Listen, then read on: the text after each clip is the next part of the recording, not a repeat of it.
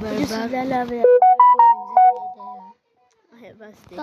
bunları kapak şeylerim. Ben koyuyorum. Ne sanıyorsun sen? Özüm koyuyorum. Telefon söyleyelim Musa. Üzdüğüne. Koyduk yer kalsın. Böyle şeyler dostlar kaydediyoruz. Ay bunu da şeyler. Buram böyle Buram biraz at. Pis görsün.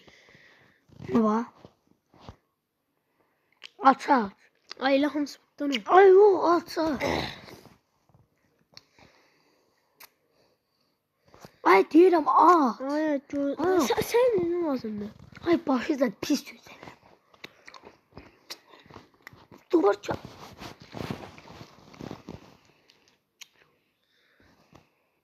Böyle koyuyorum.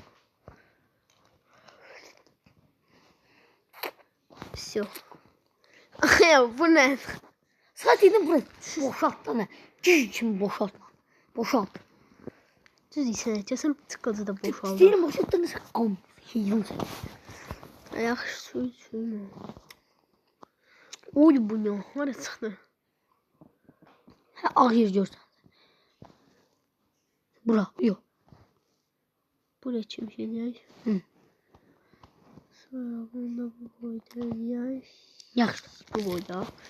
Buna tıkılsa koyacağız. Bu boyda. Ay bu neydi? Ay güvenli kostür ne? Oraya girdi.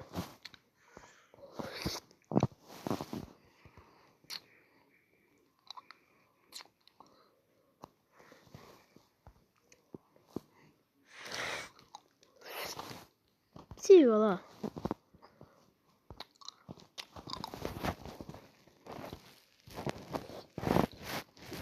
Ona bas, üstünden bas. Öyle mi? Mal üstünden bas.